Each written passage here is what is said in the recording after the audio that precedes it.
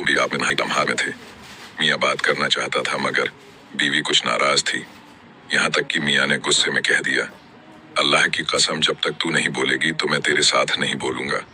जब मियाँ ने कसम उठाई तो बीवी ने भी कसम उठा दी कि अल्लाह की कसम जब तक तू पहले नहीं बोलेगा मैं भी नहीं बोलूंगी। अब वह भी चुप यह भी चुप। रात तो गुजर गई। सुबह को जरा दिमाग ठंडे हुए तो सोचने लगे कि कोई तो हल होना चाहिए। लिहाजा वह सुफियान सौरी के पास गए, उन्हें सारा वाकया सुनाया और पूछा कि अब इसका क्या हल है। फरमाया, दोनों में से जो पहल करेगा वह हानिस हो जाएगा। उस दौर में जो हानिस बन जाता था उसकी गवाही कबूल नहीं की जाती थी, क्योंकि वह समाज में एतबार के काबिल नहीं रहता था। लिहाजा दोनों की ख्वाहिश थी कि कसम हमारी न टूटे। अब दोनों परेशान। खाविंद को ख्याल आया कि इमाम अबू हनीफा से पूछना चाहिए। लिहाजा उनके पास पहुंचा तो हजरत ने पूछा, क्या हुआ? कहने लगा, हजरत, मैं बीवी को बुला रहा था मगर वह बोलती नहीं थी, मानती नहीं थी। मैंने गुस्से में अल्लाह की कसम उठाई कि जब तक तू मुझसे नहीं बोलेगी मैं तुझसे नहीं बोलूंगा। वह तो लड़ने के लिए पहले ही तैयार थी। उसने भी कसम उठाई कि जब तक तू ना बोलेगा मैं भी नहीं बोलूंगी। अब हम फंसे हुए हैं। हजरत ने फरमाया, जाओ तुम उसके साथ बात करो, वह तुम्हारी बीवी है, मियाँ बीवी बनकर रहो।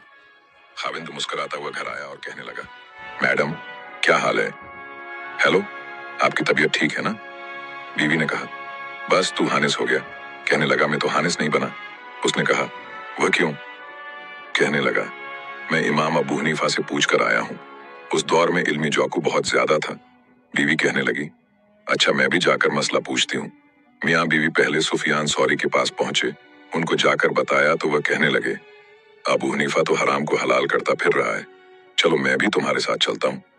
उन्होंने कैसे मसला बता दिया। जब ये सब इमाम अबू हनीफा रहमतुल्लाह के पास पहुंचे तो सुफियान सौरी ने कहा, अबू हनीफा, तुमने हराम को कैसे हलाल कर दिया? इमाम अबू हनीफा मुस्कुराकर कहने लगे, हजरत, मैंने तो हराम को हलाल नहीं किया, हलाल को हलाल कहाँ है?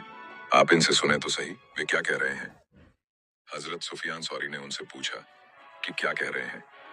इमाम अबू हनीफा ने कहा, हजरत, पहले तो खाविंद ने कहा कि जब तक तू नहीं बोलेगी मैं तुझसे नहीं बालूंगा।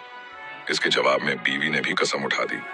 आप देखें तो सही कि वह किससे बात करते हुए कसम उठा रही है। खाविंद ही से तो बात कर रही है। लिहाजा खाविंद की कसम तो पूरी हो गई। अब बीवी की कसम बाकी थी। इसलिए मैंने खाविंद से कहा, जाओ तुम उससे बोलोगे तो उसकी भी कसम पूरी हो जाएगी। तुम दोनों मियों बीवी बनकर जिंदगी गुजारो। सुफियान सौरी इस नुक्ता को समझा